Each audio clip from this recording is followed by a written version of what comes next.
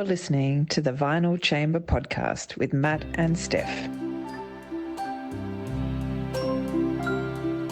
Sitting here so lonely in the firelight, listening for a footstep on the stairs.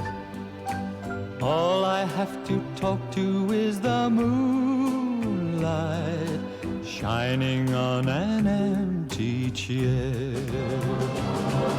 So I'll pretend your loving arms are reaching out for me. Yes, I'll pretend. And though my eyes are closed, I still can see. As I pretend the world is new like it used to be. One day our love must end. Till then I'll just pretend. Yeah, this is the kind of music that my late musician father would refer to as musical masturbation. And I think his point was that it's repetitive and reaches its objective with a minimum of effort or creativity. Masturbation is supposed to be pleasurable, isn't it?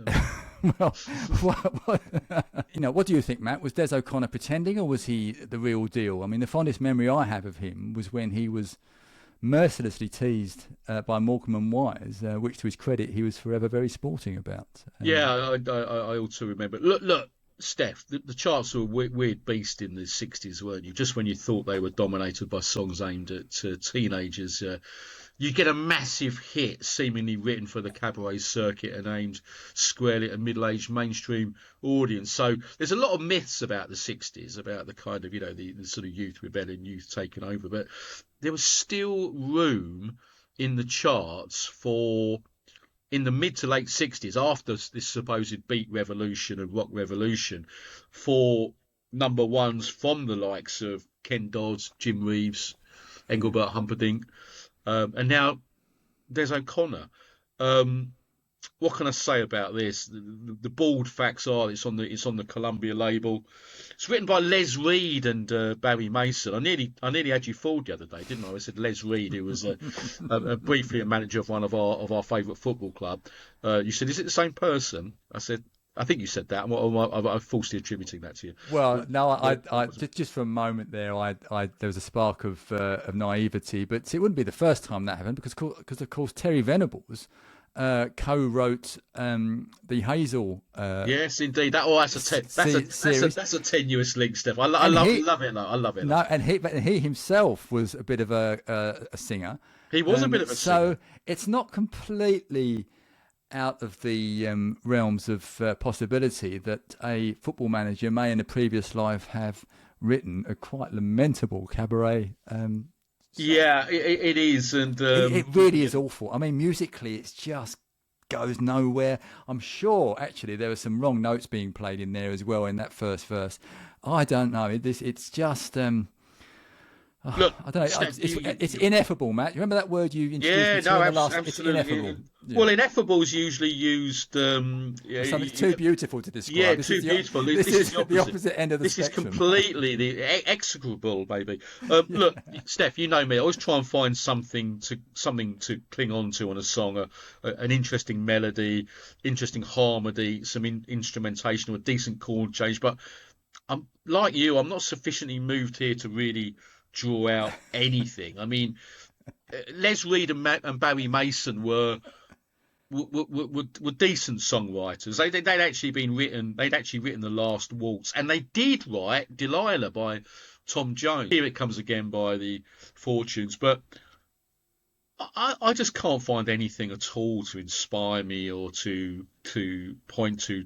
I pretend. No disrespect to Des O'Connor, who said he was a good sport, and I actually think he was a pretty good chat show host actually. But this music is lamentable, and is rightly derided by Morecambe and Wise. I know they're doing it tongue in cheek and with huge affection, and Des O'Connor took it with good grace. Yeah. But really, this is. And perhaps we should be grateful that it was only at number one for 1 week, right at the end of July, when I can only imagine the charts were in a particularly barren phase, because there ain't much good with this song. No, Is there? actually, Not much good Gratitude with doesn't this come into it. I wasn't even 3 years old when this came out, and I didn't give a shit. So, and let's not pretend that this is really Let's not worthy of any pretend, further no. discussion. Okay. No, absolutely. But because I'm not a revisionist, if it got to number one, it proudly sits on my wall, Steph, as part of the pantheon of records that reach the top of the UK charts. Yeah. So it's there. That is the Vinyl Chamber. That is the vinyls. I haven't actually got any records down today, but that's not any problem. Perhaps Well, they're we can... too high. I assume they were just too high up to get to. That's Well, I why can send one of my little miniature Spider-Men up there to pick it down. He brings it down. It's remember like a Morph, remember Morph, Tony Hart and Morph. It's a little figure like that. Clambers up, brings it down to me, and then lays it down. Okay. It's not that high, Steph. I don't live in this grand mansion with high ceilings. I just live in. I seem to recall that on a bog standard. previous podcast, I'd asked you to get one down and you couldn't reach it. But Perhaps that was just utter indolence. Perhaps I don't. On that bombshell. All right. On that bombshell. All right, Matt. Well, that was Des O'Connor. I think we've probably said all there is to say about him and about that particular song. I don't know whether he features again in he troubles the charts again after this. Can you remember off the top of your head, or was this an aberration? It was an aberration, but unfortunately he did repeat it again. He had an even worse song called Dick a Dundee, I think, this year. There's something warbling about the King's Road as well. He didn't trouble the number one charts again, thankfully. Look, I don't want to be too dismissive of Des, because I think he's a lovely guy. And, I'm sure he worked hard before he got famous. I mean, a lot of those guys did. I just think this was an ill-advised one. I think we're going. We've been on about I Pretend here. I mean, and it's just as we both said. We endeavour to find positive things about things, even if it's a bit of harmony, a bit of chord change, a bit of orchestration, instrumentation. But really, it's a fairly vapid, insipid number, isn't it? And the I think the arrangement was lazy, and I think there might have been a few mistakes in there as well, as I said. But anyway, all right. Well, look, let's move on then. I mean, we really have really banged the nail in the coffin on that one, haven't we? It's ever strewn pap, you know. Anyway, sorry, Des. Well, look, I mean, we have given him credit for being a very good sport with Morecambe and Wise. And a good chat host. I thought he was half decent. I thought the way he put his guests at ease on the sofa was exemplary. And he became, we use that phrase "national treasure" a bit much, and he perhaps was an ill-advised venture into the into pop music. Well, I think a lot of them did that. I think now I think entertainers have a particular specialty, but back in Bruce Forsyth was a bit of a crooner. He's a bit of a piano player. Well, but funny enough, this year, Steph, what we didn't mention at the start was start of '68 was the I'm Backing Britain campaign. Which was a kind of exactly what it sounds. It was this initiative to get the whole public on side with back Britain, and I somewhere in my collection have got a rather ill-conceived song by Bruce Forsyth called "I'm Backing Britain." I should have got it out actually. It's quite a nice cover. Yeah. So you're right, but also of course Ken Dodd had a number one in '65 with Tears. So it was these. You're right. It's this kind of Benny Hill. I think Benny Hill did. Benny Hill. Yeah, the difference with Benny Hill, Steph, he was staying in his comedy lane with Ernie the Fastest Milkman in the West. But Tears by Ken Dodd was a straight ballad, and same with Des O'Connor. If he'd have done this perhaps with tongue in his cheek a bit more, it might have come off. But I don't think it seemed to be a sort of straight crooning number, So Tommy James and the Shondells. I don't know much about Tommy James, but I heard you speak about them when we talked about other songs. So this is the song "Mony Mony" we're going to play in a moment. What can you tell us about this outfit, Matt? Because I don't know much about them. What I will say, Steph, and I'll talk more broadly. I mean, we talked about various genres in '68 and the importance of '68 politically, sociologically, and the kind of uprising and how it ushered it. Also at the same time, bubblegum was in the charts, and this I think sails dangerously close to the wind in terms of bubblegum. In fact, Tommy James and the Shondells inadvertently claimed to have invented bubblegum with their 1967 US hit, I Think We're Alone Now, which was a #1 in the late 80s for Tiffany. Yeah. So, but I think they would probably argue they're more garage rock, and but there's a close link between garage and bubblegum. But why don't we have a listen and, okay, let our listeners... All right. Here you go.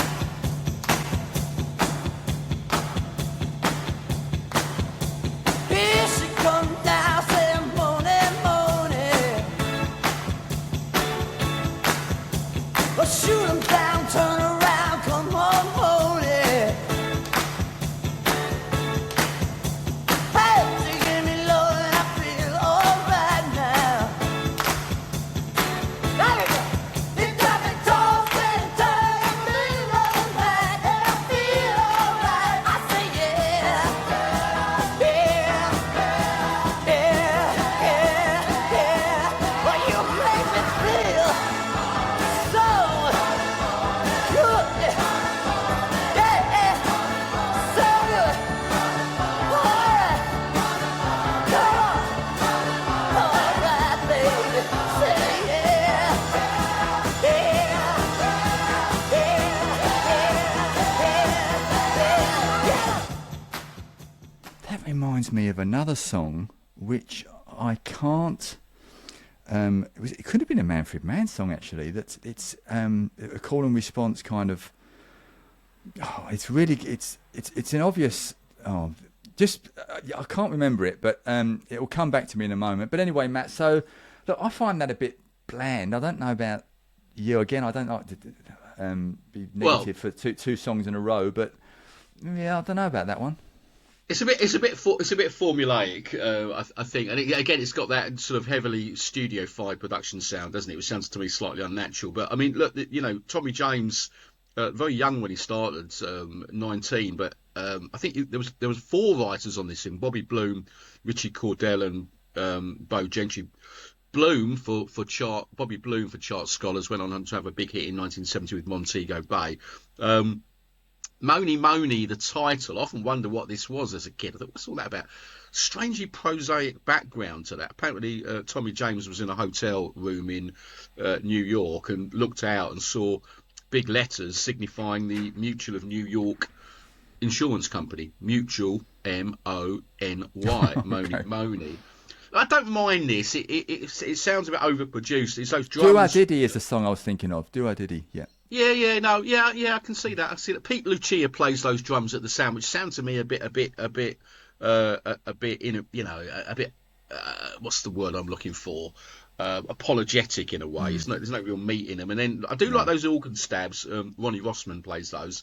Now on the Ed Sullivan Show, Tommy James looks absolute spitting image of Roger Daltrey, I've got to say.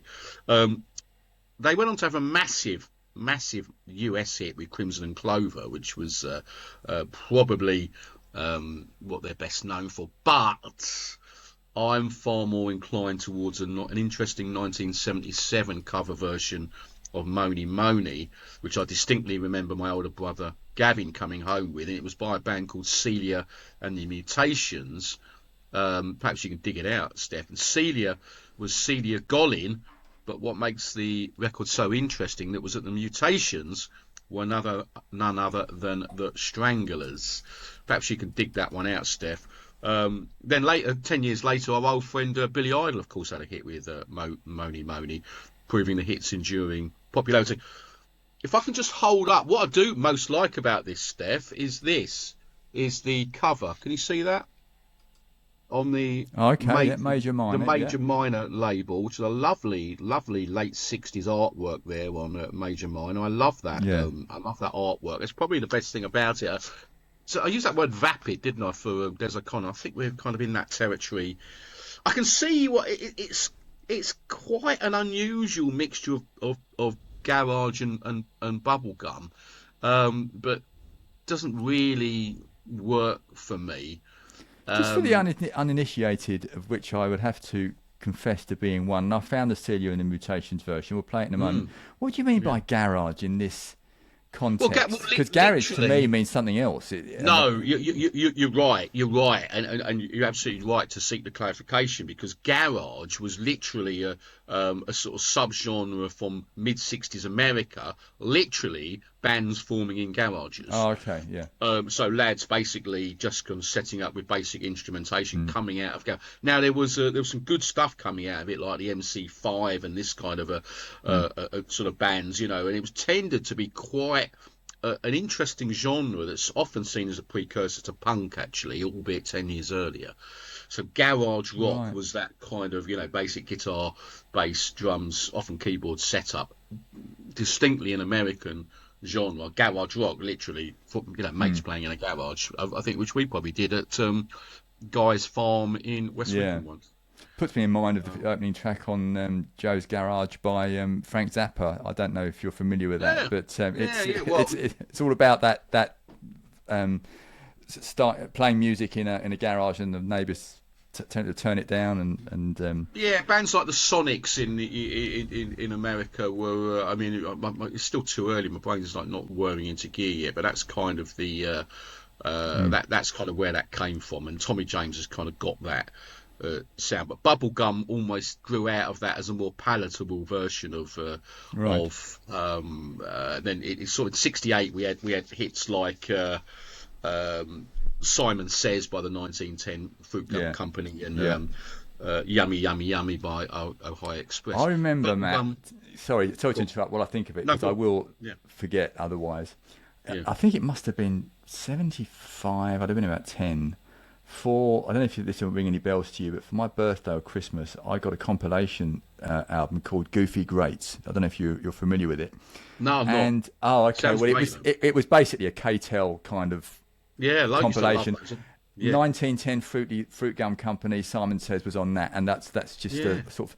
So I don't know if any of our 10 listeners, I think we've probably got 10 now, maybe even a dozen, who knows, that might remember that. But well, no, absolutely, and Bubblegum probably reached, if Bubblegum had I'll use that word apotheosis again. If Bubblegum had a high point, it was probably reached the following year by the Archies and Sugar Sugar, which I, by the way, absolutely love as a song. The Archies were, of course, a fabricated band. A lot of it came on the back of the Monkees, but I don't think necessarily Tommy James and the Shondells. They'd probably argue they weren't Bubblegum, but it to me, I'm with you. I feel as though I should like this more than I do. I think it's over formulaic and not very well produced, actually. But have a listen to the Celia and the Mutations if we can. Okay, here we go. I accidentally played "Oh Shit" by the Buzzcocks there. Nothing wrong with that, Steph. Nothing wrong with that one. Okay, here we go. Here's Celia and the Mutations.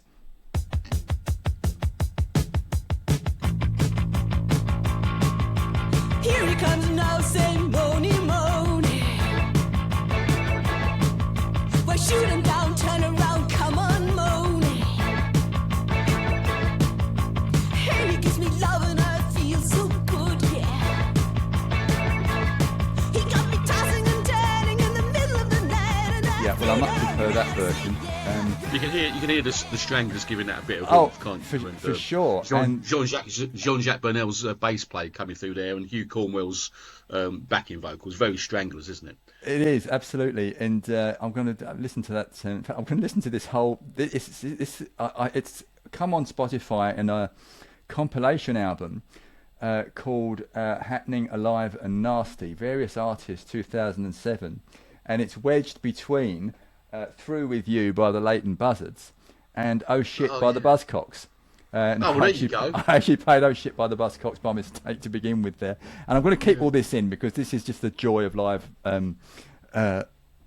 podcasting, isn't it? Well, and I think it's a great. And I remember when I was 11, so this came out, I think, in the spring '77, Moni Moni, but by the Celia and the Mutation, and Brother Gavin brought it home with him. I remember I can still see the picture cover. I think I must get that. I must add that to my collection. Actually, well, the Stranglers are credited on it actually on Spotify at least. So I don't know if it was a secret at the time, but it's no longer a secret.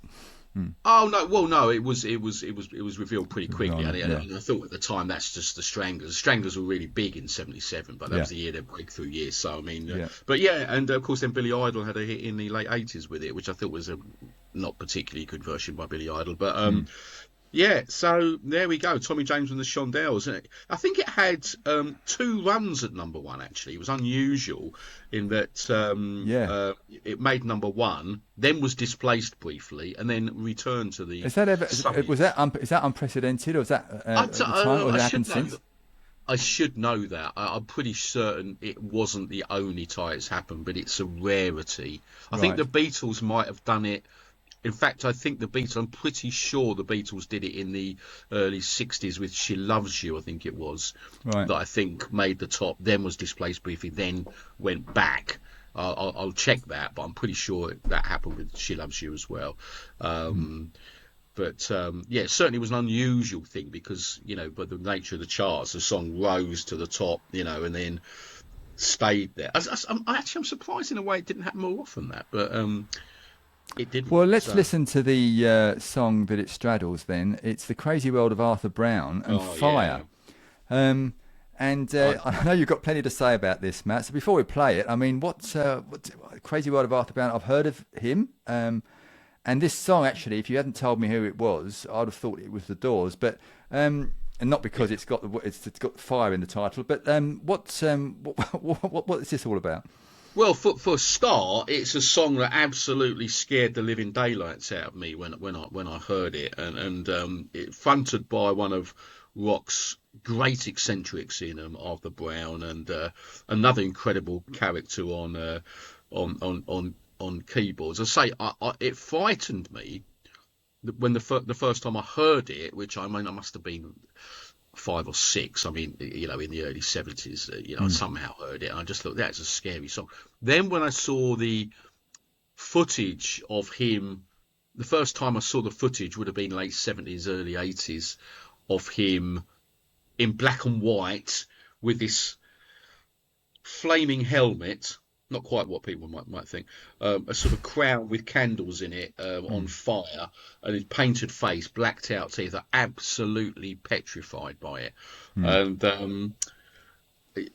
incredible. I mean, it almost like some sort of diabolical Lucifer figure before Alice Cooper came out, after Brown, and as I say, one of life's true eccentrics. And I think this is a really fascinating song, actually. And listen out for the keyboards and Hammond organ on it, Steph, which was played by Vince Crane, another one of great rock's great eccentrics. I always thought it sounded like Brian Auger and Judy Driscoll and the Trinity on This Wheel's on Fire, which was another '68 song, a rendition of a Dylan song. But this is a curio, and I think a really interesting song, actually, and a powerful song that.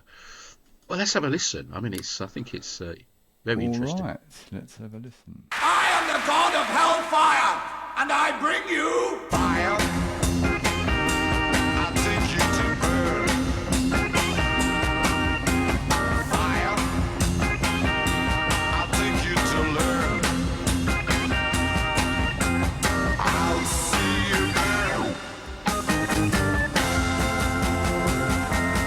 You fought hard and you saved and earned, but all of it's gone to burn.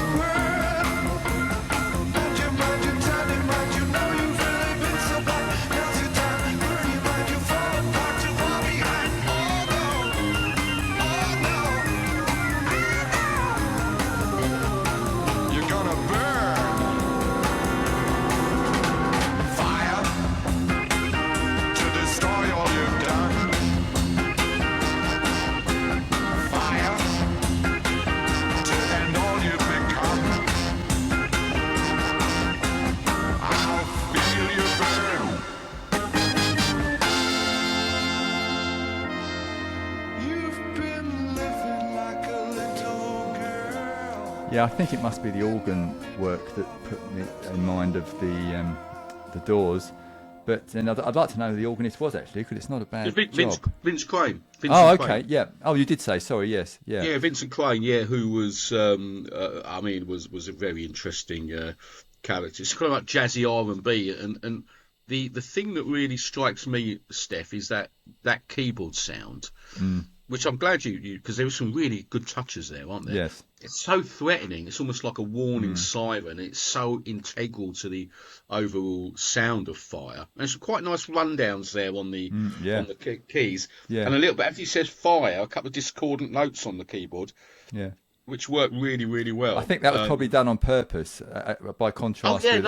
By contrast with I Pretend, which I don't think that was an accident at all. No, that was an accident. I mean, exact deliberate mistakes. Yeah, absolutely. And I think it's a really interesting song. This.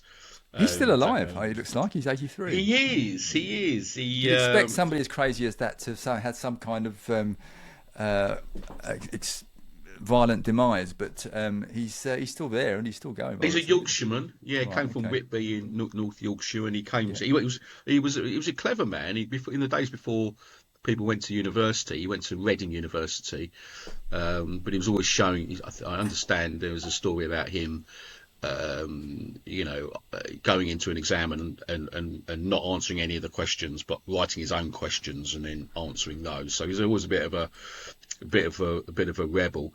Now the band, the Crazy World of Arthur Brown, their sound sufficiently impressed Pete Townsend and the Who's management of Kit Lambert and Chris Stamp, to sign them on their track label. Which is the Who's label, which is also where the Jimi Hendrix Experience was signed to. Interesting label. I've got to say, in terms of branding, one of the dullest in terms of sleeves and labels. Very, very dull branding. Just been researching Vincent Crane, and unfortunately he didn't. He died at the age of 46 by the looks of it. But he played also with Atomic Rooster. I don't know if you knew this. He played with Dexys Midnight Runners. That I didn't know. He's credited one of the bands that he was involved in. I think he was a very talented keyboardist, actually, Steph. Yeah. I think that this is an early indication of his prowess, and you can see why this is almost. Again, this is almost kind of pre-punk, isn't it, in a way? Very interesting sound, almost like a complete antidote to the likes of Des O'Connor. And, of course, the big thing about this, which I hope to impress on our listenership, which I understand has decreased from 10 to 8 while we've been talking, He's probably fallen asleep, go on. Or died of old age. No, exactly. It's the visual image of Brown, and look, get this. Actually, I did look at this about his famous burning helmet. Apparently, the helmet was improvised with a leather skull cap, onto which was bolted a metal dish that held lighter fluid or petrol. And as the cap was not insulated, the heat from the burning fuel quickly conducted through the fixing bolt onto Brown's head, causing considerable pain. Maybe that was behind the screams in the song. I don't know. But can you imagine, in today's health and safety obsessed world, an artist, pouring lighter fluid onto a sort of burning skull cap? This wouldn't happen, would it? No, but good old. Well, indeed, the Crazy World of Arthur Brown. You can't get much more crazy than setting fire to a sort of helmet on your head. No. And, but Vincent, go on. Sorry. No, you go on, Vincent. I was just going to say, Vincent Crane played piano with Dexys in 1985. Did he really? Well, there you go. I mean, I've got a horrible feeling. I don't want to speculate this, and maybe we'll cut this out if it's not. But did Vincent take his own life? I think he was. I think he was diagnosed as being bipolar. Deliberate overdose of painkillers in 1989, age 45. Yeah. Yeah, deliberate. Yeah, and I think he was a man of unsettled mind, shall we say? Yeah. But what's great, and Arthur Brown is still going, as you say, and I believe, Steph. I don't know if he's still working, but he's still alive. No, I think he is. I think I talked about health and safety. I think he's still burning his helmet on stage, which. At his age, really, perhaps sit down, put your feet up and put the slippers on and sit in your armchair, Arthur. Well, arguably, if he's bald, then he's got less to lose, hasn't he? Well, I suppose, that is another.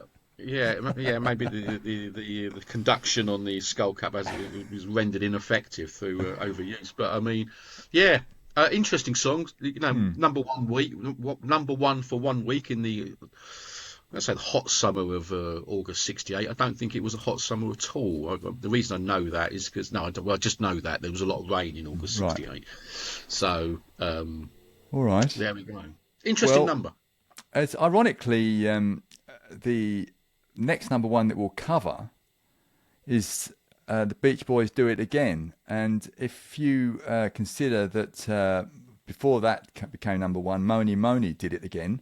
Did you see what I did there? It's quite a seamless. Uncontrived symmetry. I mean, it was very, very, very impressive. Very impressive, Seth. Yeah, they did, didn't they? It was certainly unplanned, but there it is. All right, Well, so the do you wanna- Beach do you wanna Boys do it again. Do you want to do it again, just to sort of going back to being serious, Steffi? This is yet another example, the third of this year, of a band returning to its basic premise. Before we listen to this, we saw it with the Beatles and Lady Madonna. We saw it with the Stones and Jumping Jack Flash, and now we're going to see it with the Beach Boys. We Do It Again, and I'll explain a bit more why they're doing that. Okay, here we go.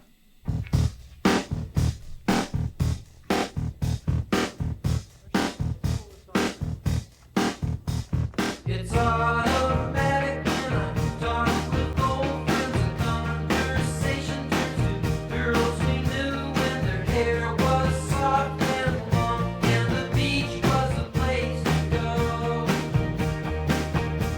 With suntanned bodies and waves of sunshine, California girls in a beautiful coastline, warmed up weather. Let's get together and do it again.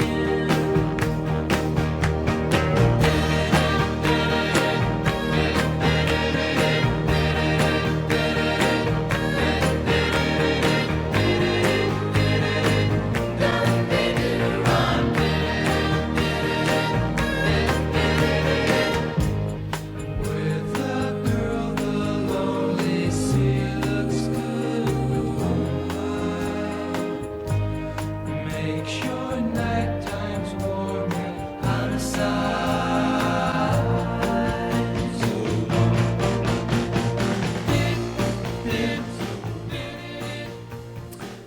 Yeah, look, I have to say that I know that they only had 4 tracks to play with in those days, and I know that the Beach Boys made the most of the what was available in the studio and were quite innovative in a lot of ways. But and actually, funnily enough, I'm looking at the Spotify version that I've just played is described as having been remastered in 2012. But the mix is pretty poor if you consider where the vocals sit in the mix. And I think I know what you mean, Matt. It does sound like something else they have done before.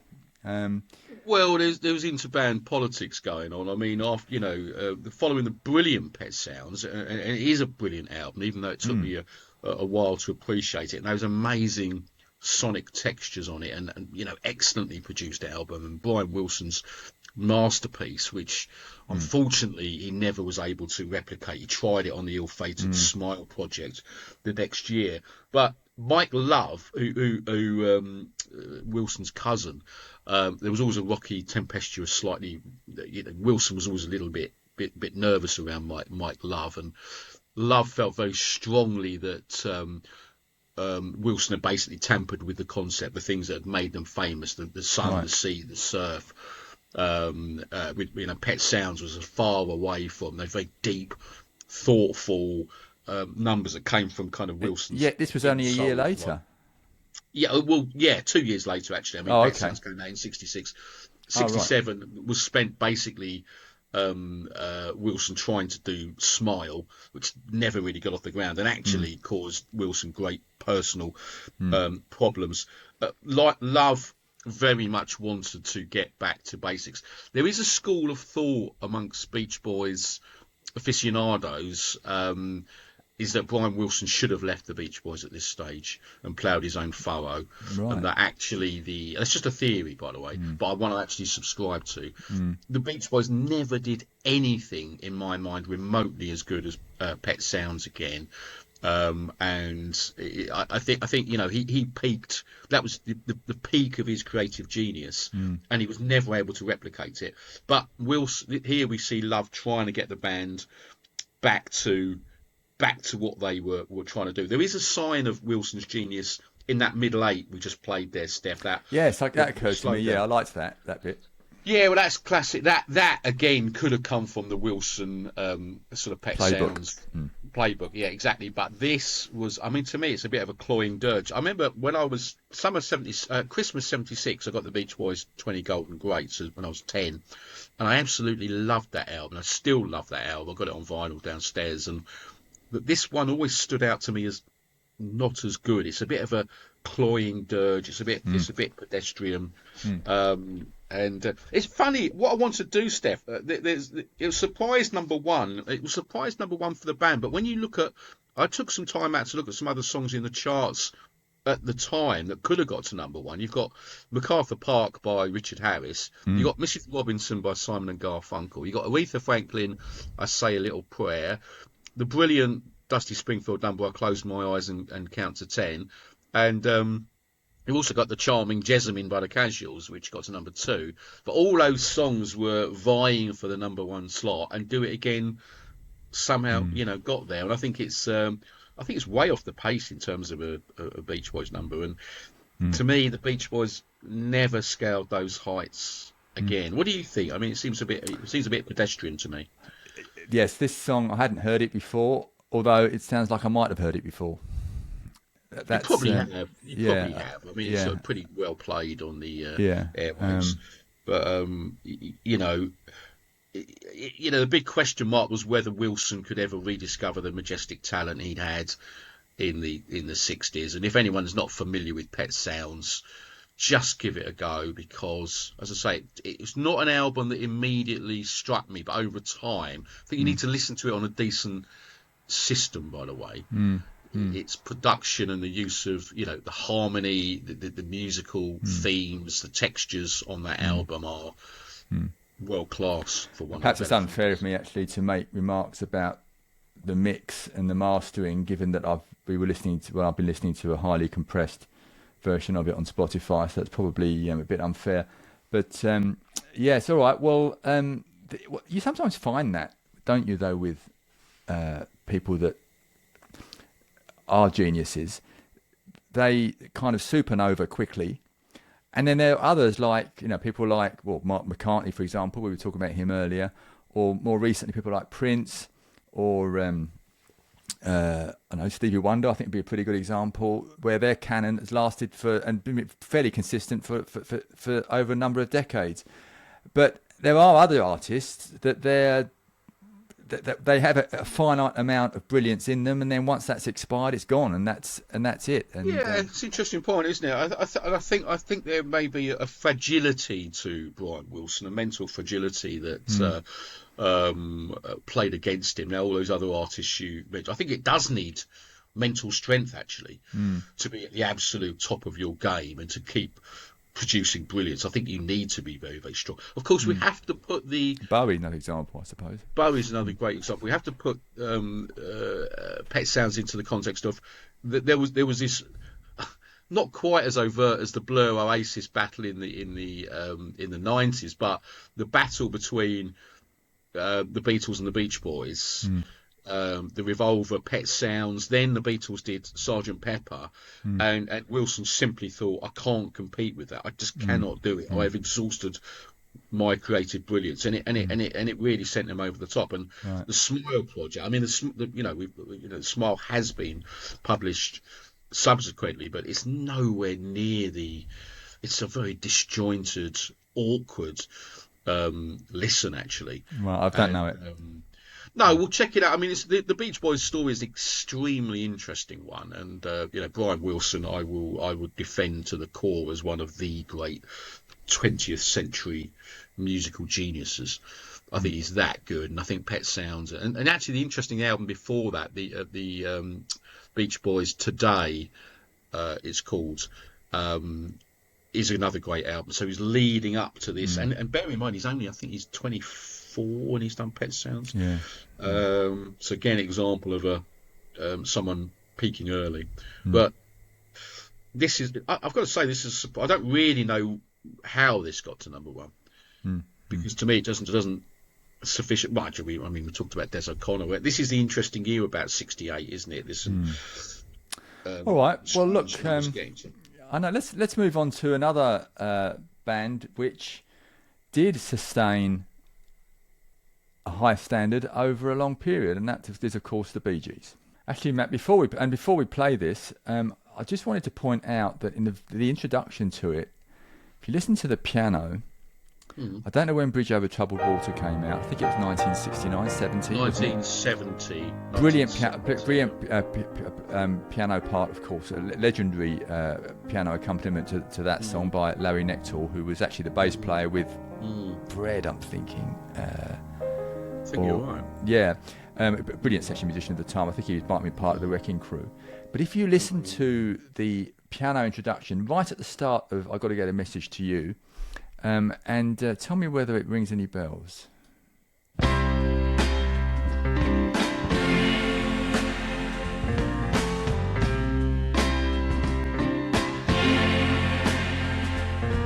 The preacher talked with me and he smiled. Said, come and walk with me, come and walk one more mile. Now for once in your life you're alone, but you ain't got a dime, there's no time for the phone. I just gotta get a message to you. Hold on, one more hour and my life will be through. Hold on.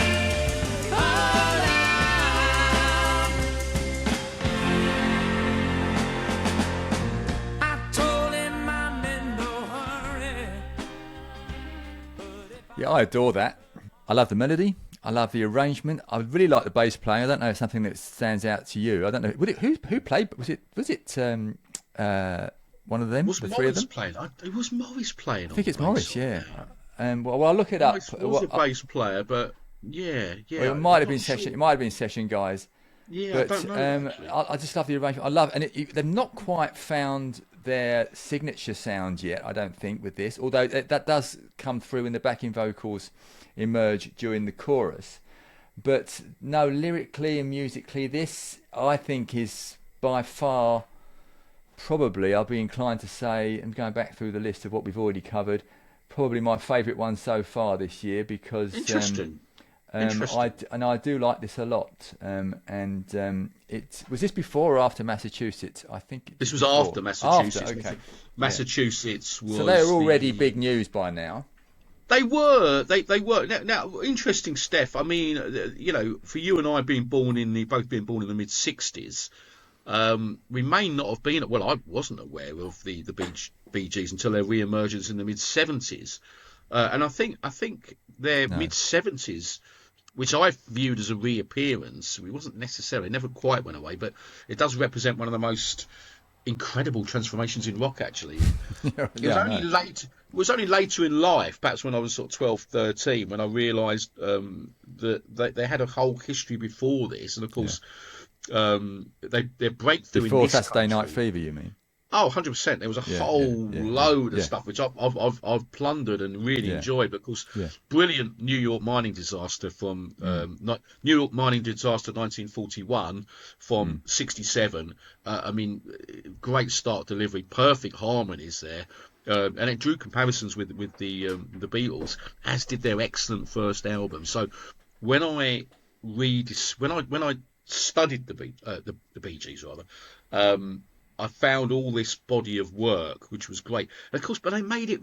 They were very, very young performers. They were born in the Isle of Man. They grew up in Manchester and then emigrated to Australia very early in their career. They came from a showbiz family, and they were performers in Australia as children. Then came back to the UK in '66. I think they got under the guise of Robert Stigwood, didn't they? What I also didn't remember about this, what I didn't realise about this song, Steph, was the premise of the ballad, which is basically It tells the story of a condemned man's final hour before execution. Dare I say that got lost in translation for me. I just thought it was again the tried and tested man trying to get a message to his lover, which I suppose it is. I didn't get the kind of condemned man bit, but of course, there's mentions of prison chaplain and in an hour my life is going to be through. What I like about this, Steph, is that Robin Gibb sings the first verse, then Barry sings the second verse, okay, and then back to Robin for the third verse, and their voices dovetail perfectly. I think it's fair to say, singing about mining disasters and death row prisoners, the Bee Gees weren't exactly spreading joy, were they? But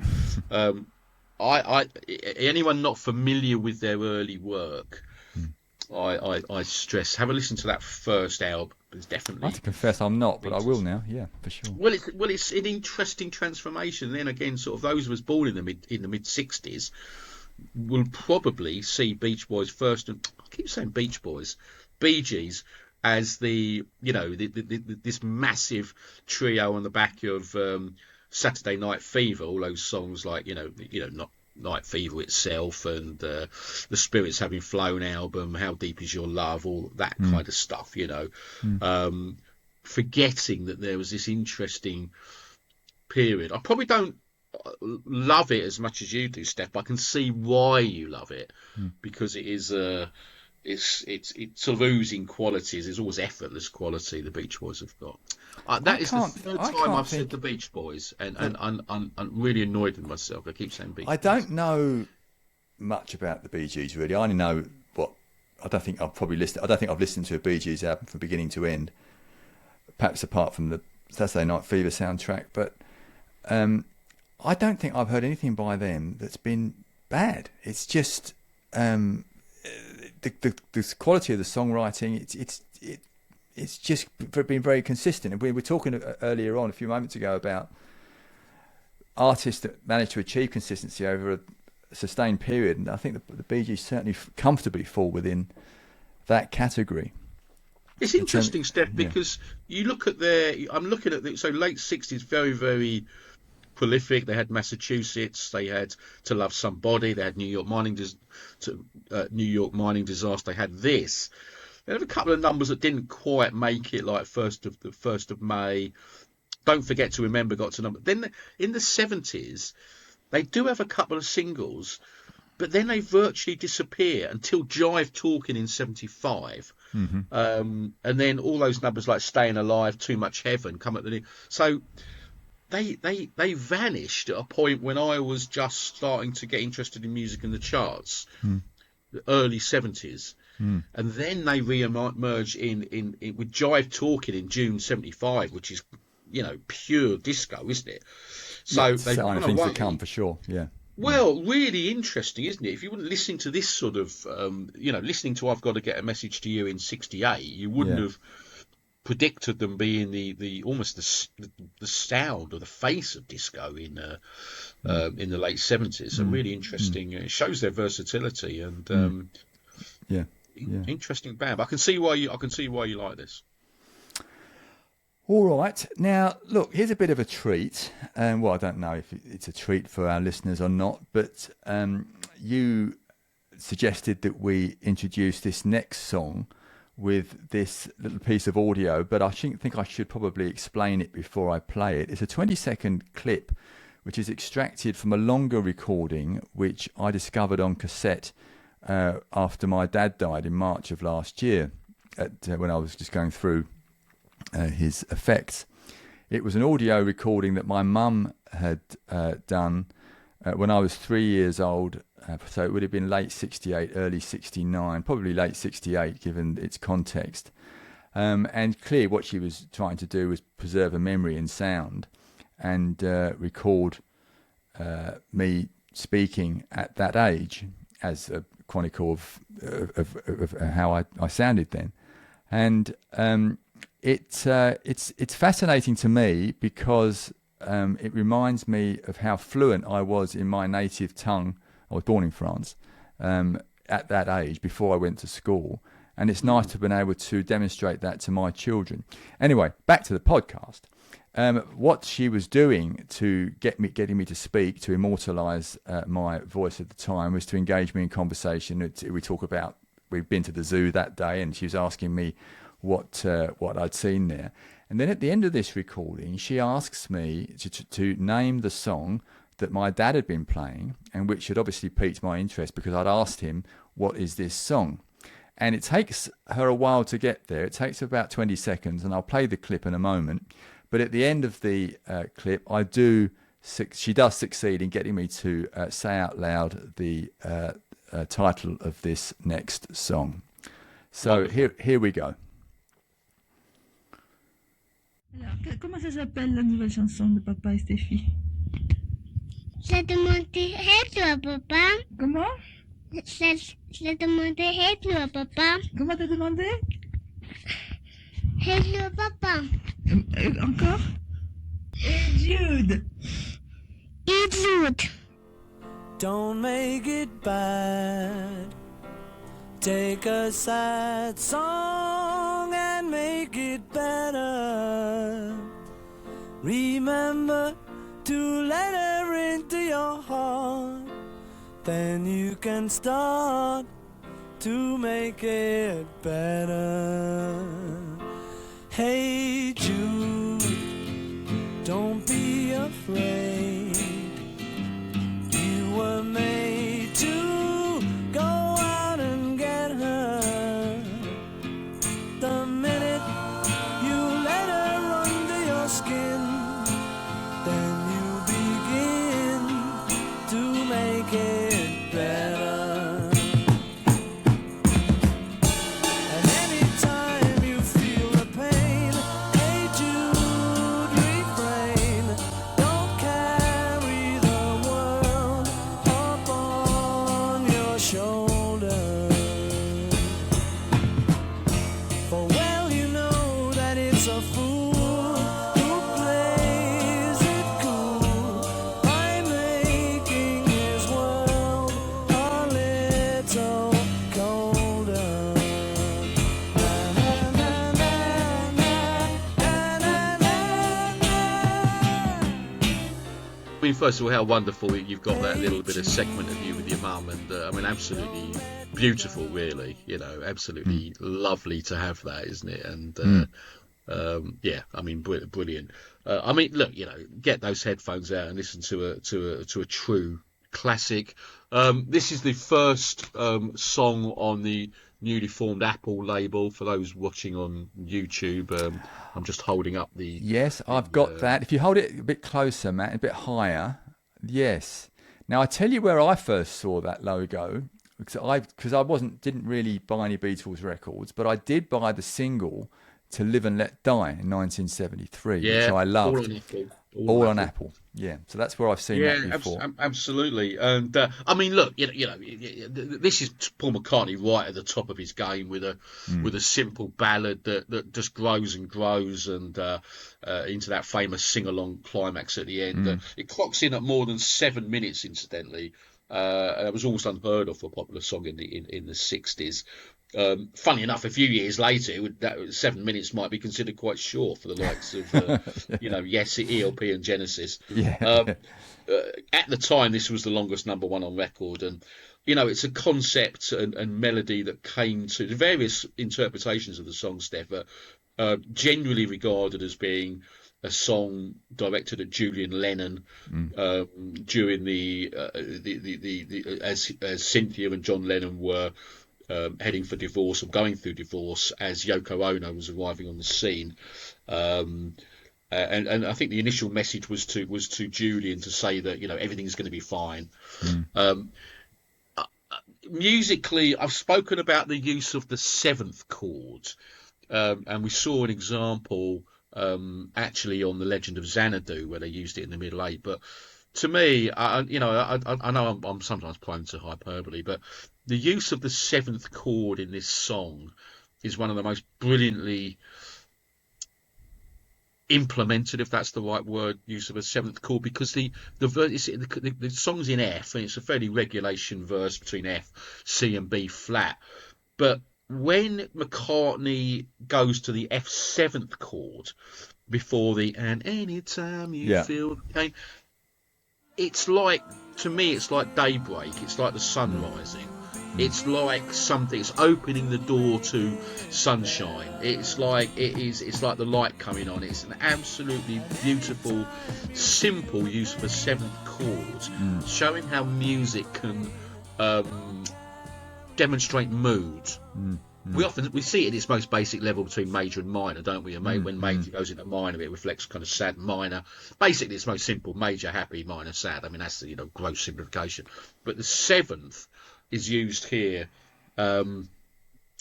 brilliantly, and it sets up that famous, which my bit is McCartney at his greatest. And anytime you feel the pain in the bass, descending bass, and it's just beautiful. But I think it's great. I think it's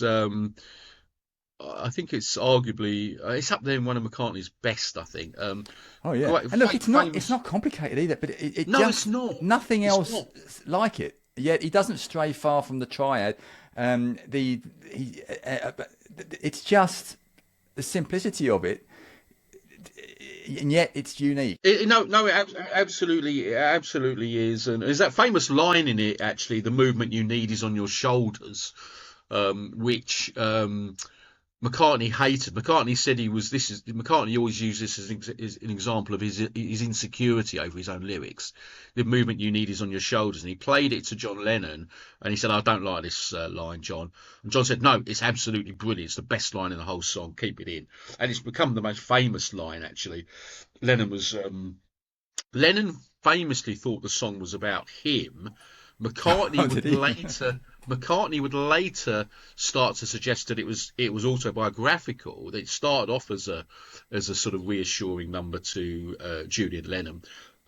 So now then, look, there's a great promo video to this that's filmed at Twickenham Studios, which with a random array of characters. And again, if you can try and see just go onto YouTube and say "Hey Jude, Twickenham Studios," because there's a whole bunch of lookalikes in there. Sidney Poitier lookalike dancing on the stage, a random man in a turban, and then look, this bizarre hippie steptoe Wilfred Bramble comes on dancing drunkenly in the background and annoying Paul McCartney. He seems to have a yellow rose and a red rose behind his ears.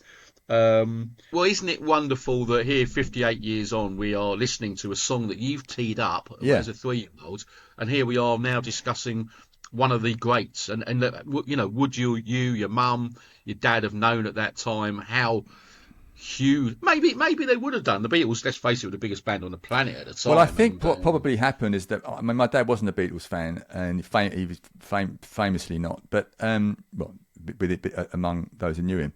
But I suspect he probably brought the record home for reference for his work, because he played in pubs at night. But when I listen to that, I think to myself, or when I listen to any historical recording, I often say to myself, for example, in 1968, anybody who's interviewed at that time, this is while Jimi Hendrix was still alive. This is before Dark Side of the Moon came out. This is before. There's so much yet to happen that nobody knows about. Now, to listen to me talking firstly, to listen to me speaking perfect French at the age of 3 is a bit of a mind spin. But to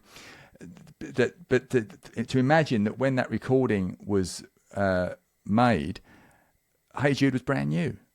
And I know, it's incredible, isn't it? That spins me out, that kind of well, and thing, the whole Beatles story that thankfully Paul McCartney, Ringo Starr still here. John Lennon, was going to be murdered 12 years later. Yeah. George Harrison is going to die prematurely. Yeah. All these things that